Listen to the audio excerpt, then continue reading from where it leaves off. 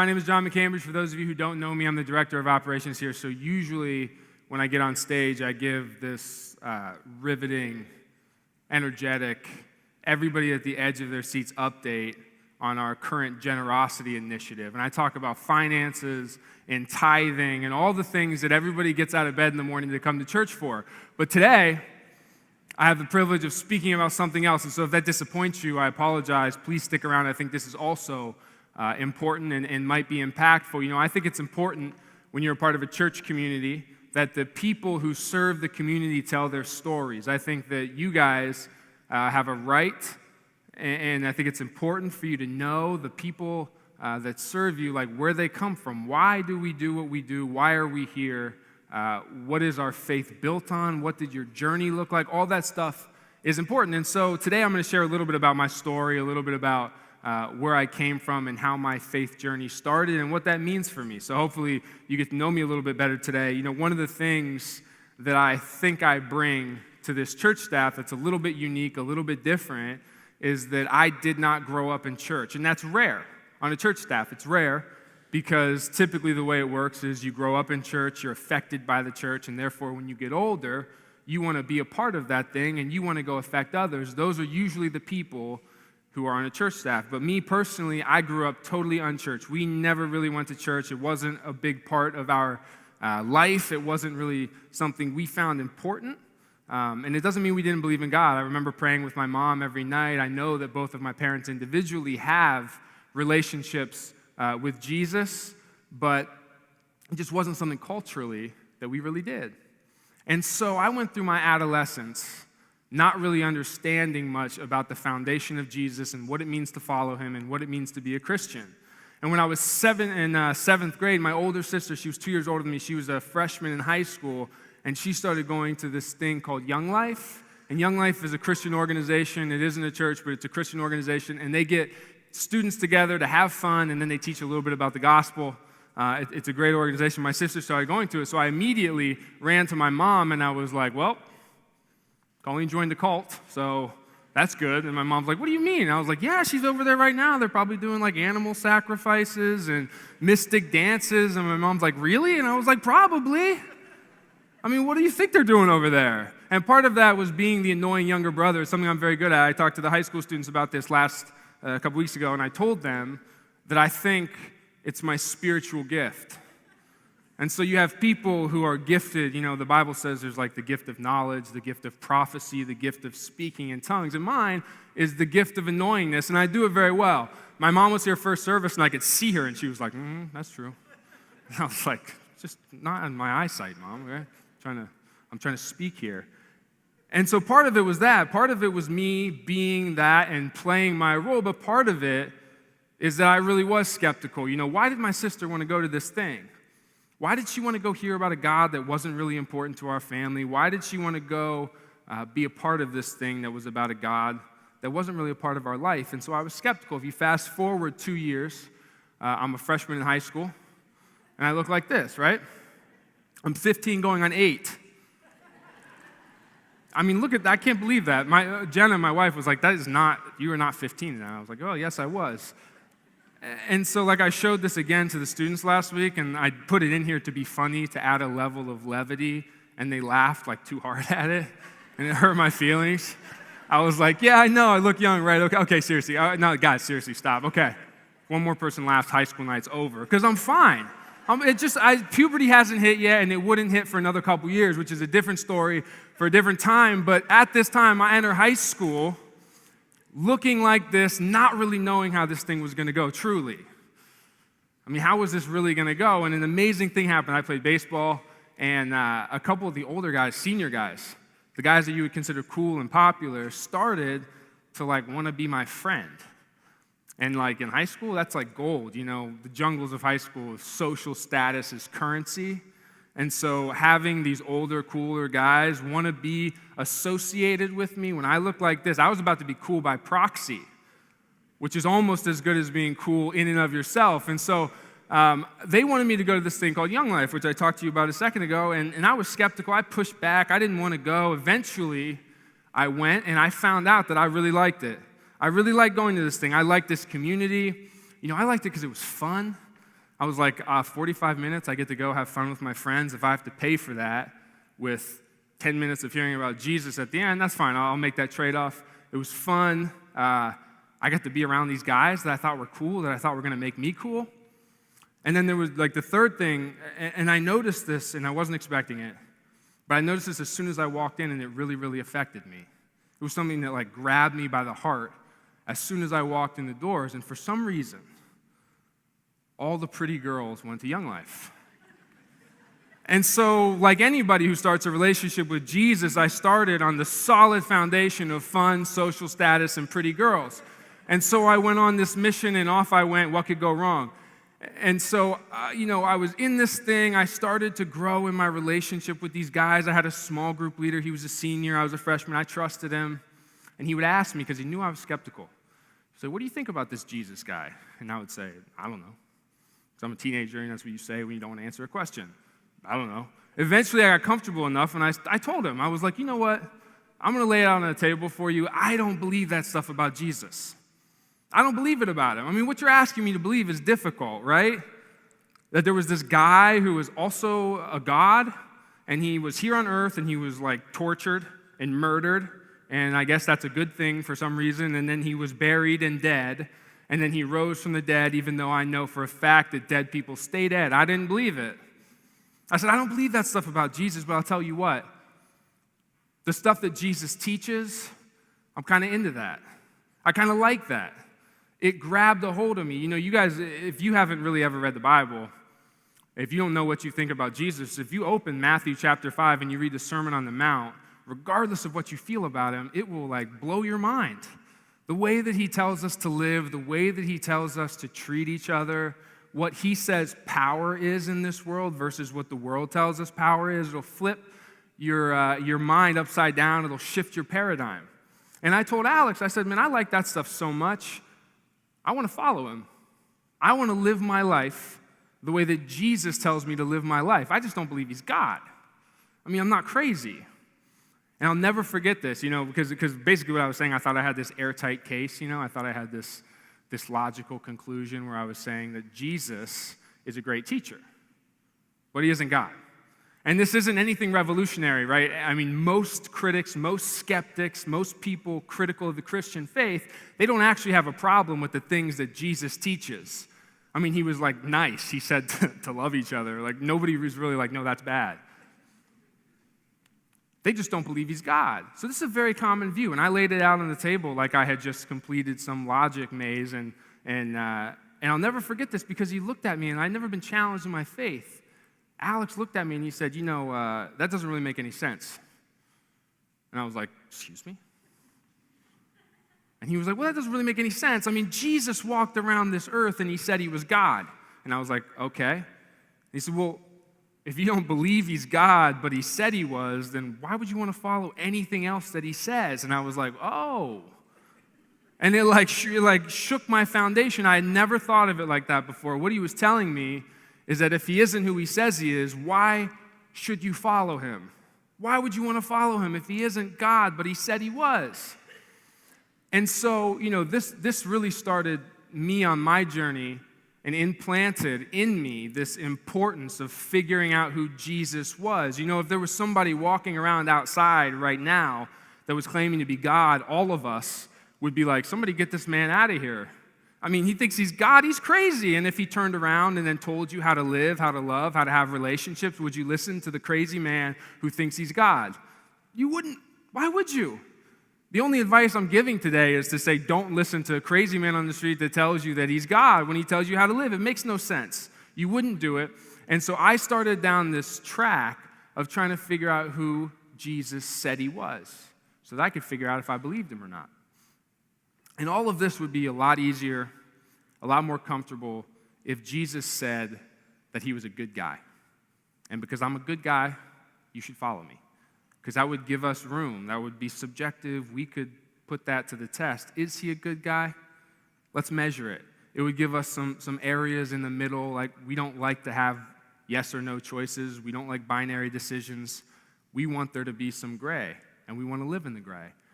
But Jesus didn't walk around saying that he was a good dude. Jesus claimed that he was God. And so now, because he claimed that, it puts us in this position where we have to really figure out if we believe that's true. It's too important. That's too big of a claim. C.S. Lewis, he's a brilliant thinker, author, theologian, he puts it this way. He says that because Jesus walked around this earth in public, documented, saying that he was God, he's one of three things and one of three things only, and we have to choose which one we believe. Jesus was a liar. He was a liar. He said he was God. He knew he wasn't. He's a liar. Or maybe worse than that, he's a lunatic, right? He actually believes he's God. That is what you call somebody who actually thinks they're God. You call him crazy. He's a lunatic. Jesus was not God, and therefore he was a liar or he was a lunatic. And the only other thing that you could possibly believe about him, the only other thing that we really have the choice, an option on the table for us to choose, is that he's the Lord. That he is who he said he is, that he came to do what he said he came to do, and he did it. Those are your choices. Because of what he claimed, we have to figure out which one of these things we believed. And so I started my faith journey in what I consider a very fortunate position of having this on my mind, of something that was important. A lot of people grow up in the church. A lot of people grow up with someone saying, this is true because the Bible says so. Don't question. And I got to walk my faith journey from a total view of skepticism, where I said, I think the foundation of my belief is who is Jesus, and I'm going to go figure out who I think he is. Because everything hinges on that. What Alex was telling me, my small group leader, was if he isn't who he says he is, there's no reason to follow him. And the flip side of that is that if Jesus is who he says he is, if he's not a lunatic, he's not a liar, if he's the Lord, then you should follow him, and then I will follow him. And so I went on this journey, and one of the most important things to figure out when you're trying to make this decision is, who did he claim to be? I mean, who did Jesus claim to be? Show me where he claimed that he was God, right? And so there's these 4 books at the beginning of the New Testament. We call them the Gospels: Matthew, Mark, Luke, and John. And these are eyewitness accounts of the life of Jesus. These are eyewitness accounts from people who were there, people who lived it. Don't ever forget that. You know, these men in these stories and that wrote these books were people who went out and then died because of what they believed. And they didn't believe it because they read it, and they didn't believe it because they heard it. They believed it because they saw it. And so never forget that. It's a great tool to figure out what Jesus said, right? So Matthew chapter 16, he has this really cool conversation with his disciples, his best friends, where he starts to dig into, like, who am I? Who do people think I am? And so in Matthew 16, chapter 13, or verse 13, it says, when Jesus came to the region of Caesarea Philippi, he asked his disciples, who do people say the Son of Man is? Who do people say I am? What are they saying out there about me? And his disciples got together and they came back to him and they said, well, some people say you're John the Baptist. Others say Elijah, and still others Jeremiah or one of the prophets. And you have to understand the level of this compliment, right? When they say that he's one of these 3 men, these are 3 of the greatest teachers in the history of Israel. 3 figures, prophets, who are mouthpieces of God, people through whom God revealed himself to his people. These are 3 of the greatest teachers of all time to these people. And they are saying, you are on the same echelon as these men. And in fact, because of what these people believed about resurrection and souls, some people actually believe that you're one of them. People believe you're one of the greatest teachers of all time. That's what people think of you. And so Jesus says, all right, cool. That's pretty good. What about you? Who do you say I am? You guys know me. If anybody knows who I am, it's you. Oh, you've lived with me for 3 years. Who do you say I am? And so there was this disciple. His name was Peter. He's probably the most famous one. He's one of Jesus' closest friends, and he's known throughout his time with Jesus for this character of boldness.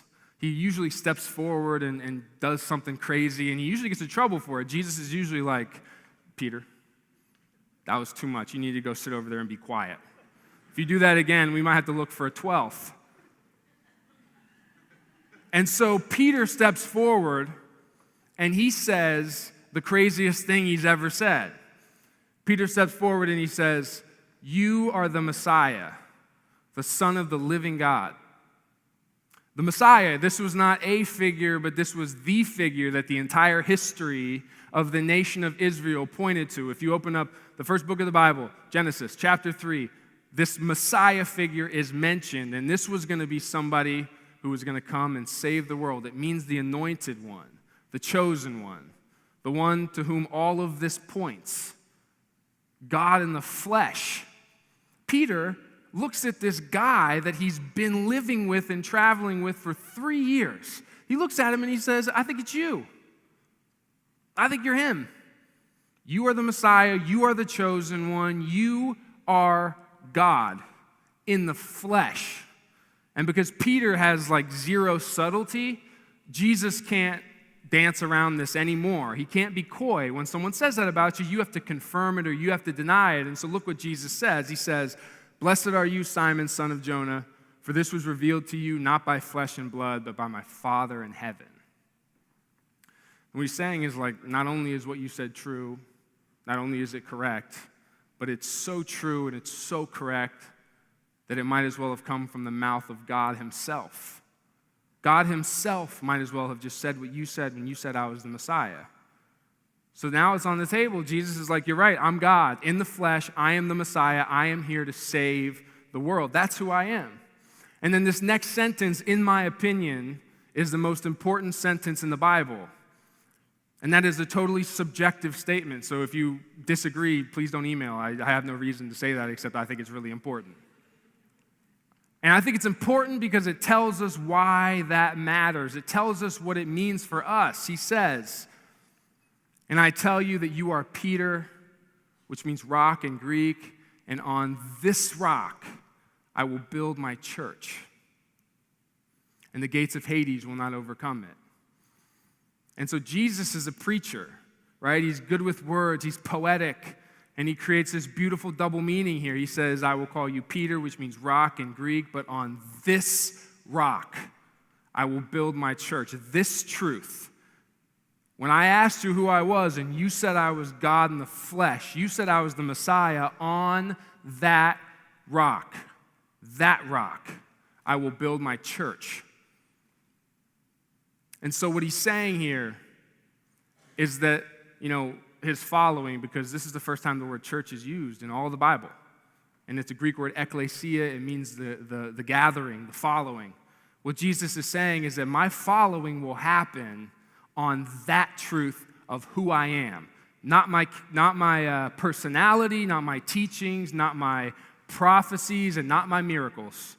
On the truth of who I am, my following will gather.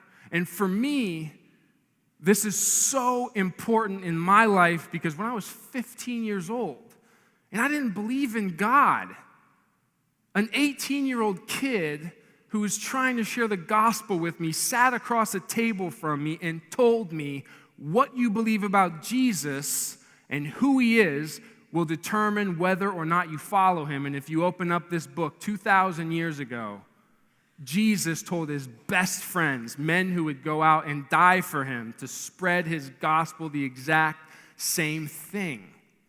He said the exact same thing. What you believe about me, I'm saying that I'm God in the flesh, and whether you believe that or not, you will choose to follow me.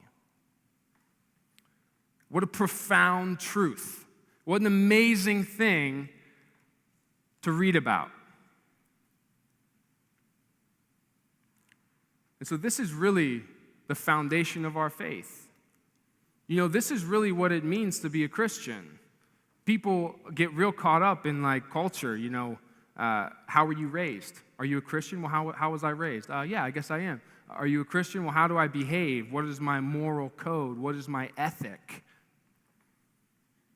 But when you answer the question whether or not you're a Christian, you are simply answering the question, what do you believe about Jesus? Do you believe him? In that conversation that he just had with his disciples, do you believe he is who he says he is? Do you believe he is who he says he is? And so when I was 15 years old, I started going down this journey to figure out what I believed about Jesus. Is he who he says he is? It took me 5 years to really come to a decision. It took me 5 years, but I wrestled with this. I had to choose. The disciples were told the same things, and they had to choose. And all of us in this room are told the same thing, and we have to choose, what do we believe about that? Are we going to follow him? Because do we believe he is who he says he is? And the implications of this are really, really far-reaching. The implications of what you answer this question determine how you think you should live your life. You know, if the answer is no, if you believe he's a liar or you believe he's a lunatic, then all of it is very, very meaningless. All of this is very meaningless. I mean, you can follow him if you want to because you think it's instructive or because you think it will help you here on this earth, I guess, but there's no truth behind it. There's no truth behind it. There's no objectivity grounding it. It's all very meaningless. But if you believe that he is who he says he is, if you believe he's the Messiah, if you believe he's the Lord, then it will shape and direct the way that you live your life for the rest of your life. It's the most important thing in the world. If he is who he says he is, that truth is the most important thing in the world, and therefore we should follow him. If he is who he says he is, then we should follow him. And so for those of us who are in this room who don't know what they think about this answer, that's okay. I'm not actually standing here asking you to believe the same thing that I believe.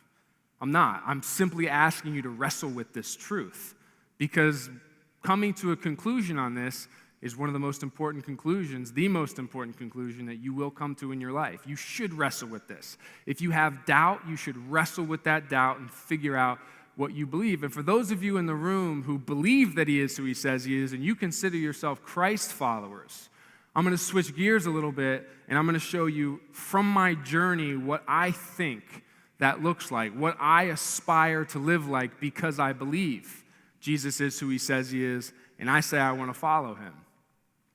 You know, one of the things that, I don't want to say that we cover it up, one of the things that sometimes we're not outward about enough is that being a Christian, being a Christ follower is very, very demanding. It's very demanding. It's probably the most demanding, self-sacrificing worldview that there is. Very demanding. And one of the reasons it's demanding, you know, what does it mean to be a Christian? What does the word Christian mean? It means little Christ. Little Christ. We are called to be little Christ in this world, in this brokenness, right here, right now.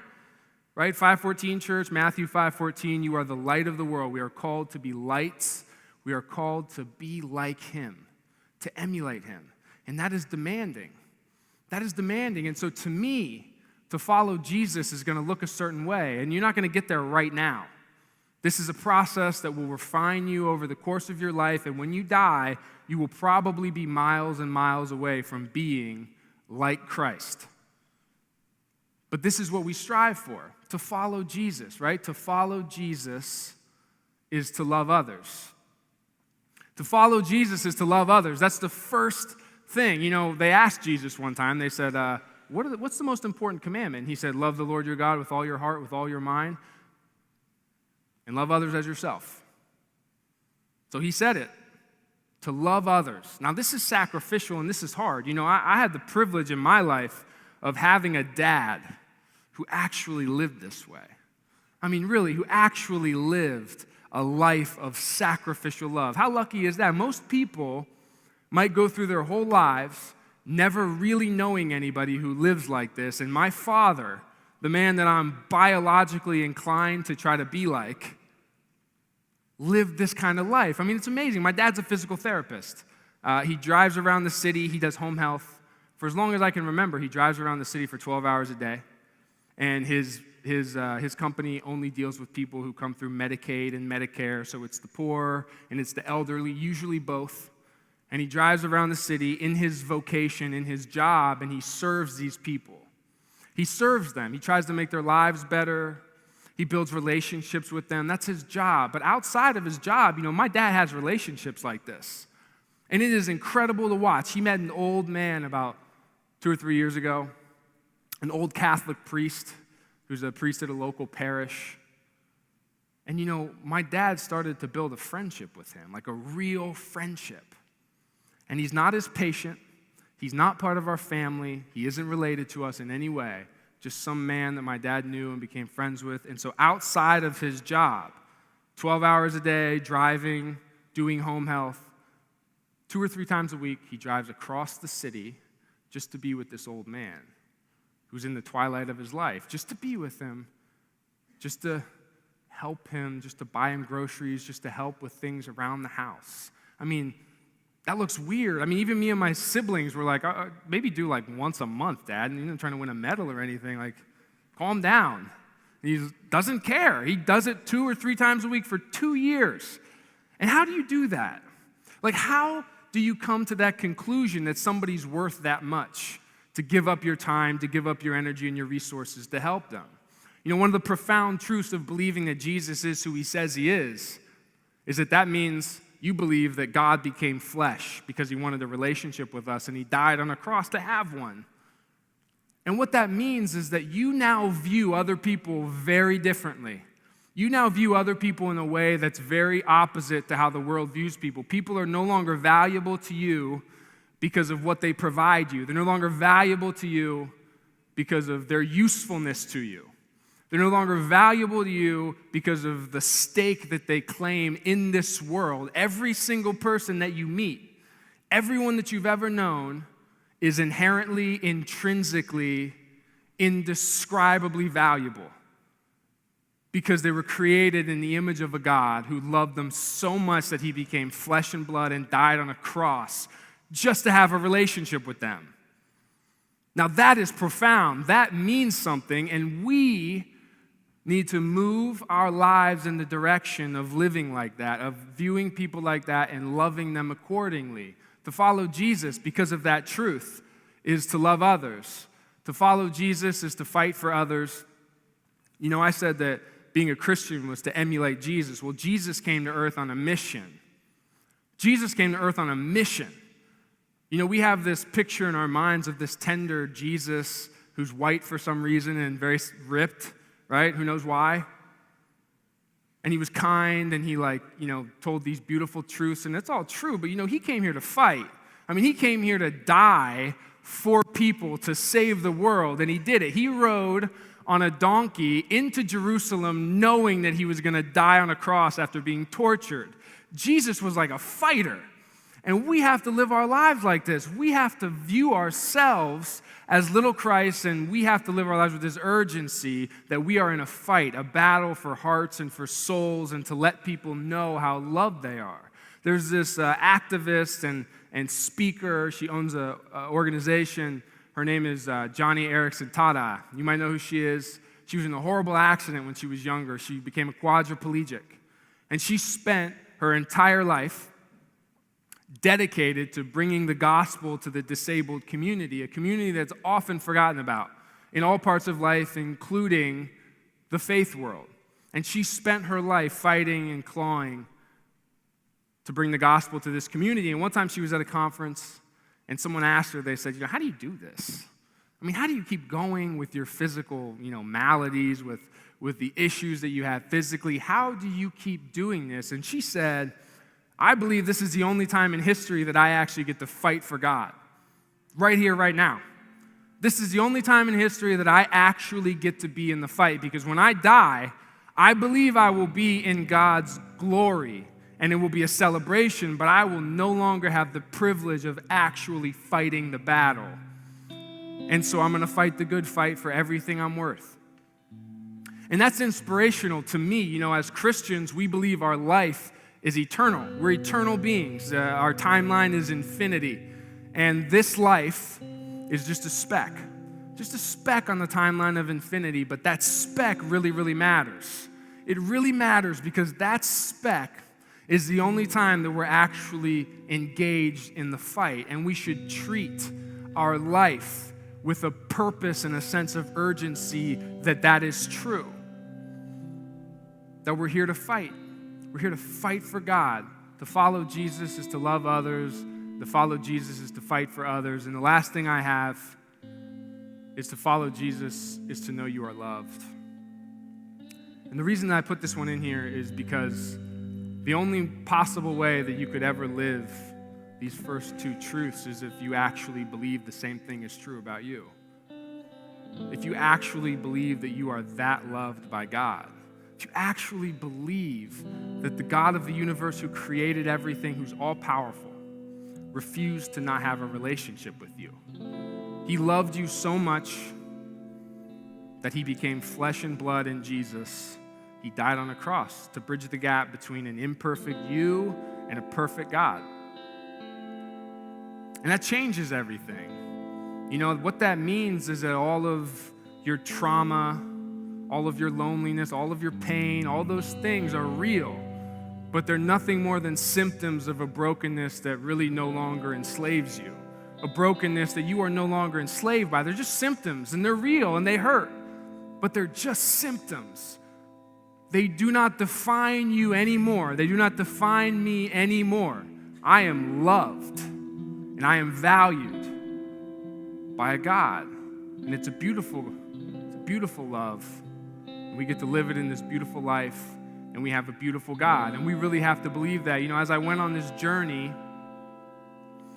you know, what happened, and I risk being so cliche that I, get booed off the stage, but, you look for God, and I was very calculated about it. You know, if I could just prove that Jesus exists, if I could just prove he was real, historicity, if I could just prove it, and I could prove that he's God, then everything else will be okay. And what happens is you go on this journey, and as you start to believe that Jesus is who he says he is, these effects start to come into your life, and it starts to change you. And for me, the thing that changed me first, and the first transformation I started to feel, was that I started to believe that I was really this loved, that I was really this valuable.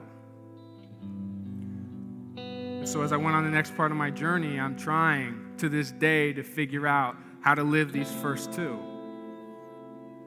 You know, this is not a thing where I'm congratulating myself on getting to the mountaintop. I fall down. I fail at this way more often than I succeed.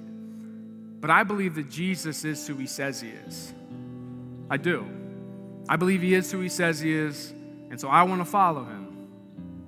And so I wake up every single morning, and I try to position myself the best way that I can so that I can follow him, so that I can go where he wants me to go, so that I can love the way that he wants me to love, so that I can have relationships the way that he wants me to have relationships.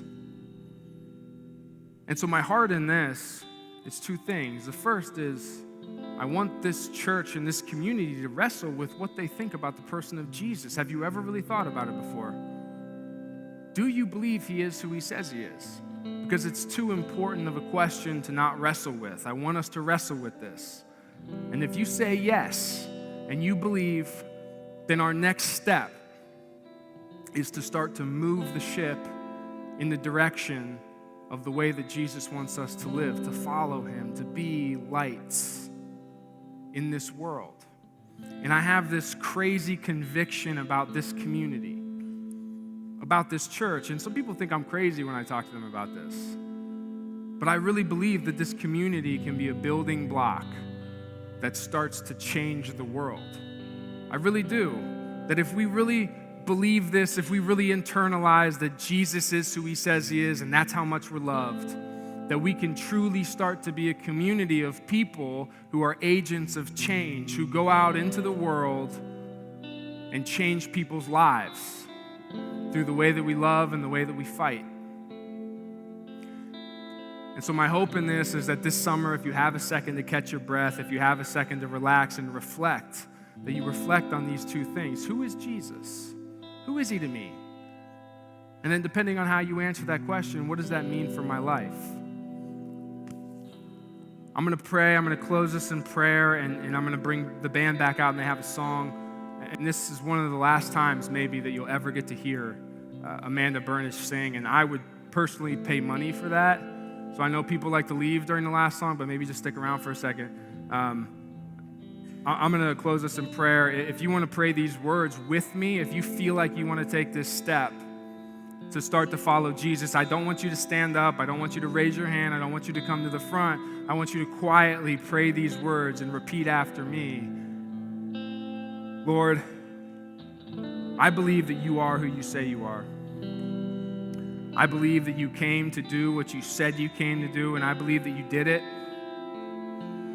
I believe that I personally am broken, and nothing that I can ever do will be good enough to earn my way into a relationship with you, and so you became flesh and blood in the name of Jesus Christ. And you died on a cross so that an imperfect me can have a relationship with a perfect you. And Lord, I just pray today that I believe those words, I believe that truth, and I want to start to live my life that way, and I want to start to follow you. Lord, I pray for this community. I pray that we can become the people in this world, the lights in this world, the little Christs, and start to emulate you and start to make a difference and start to go out there and change the world, Lord. In your name we pray, amen.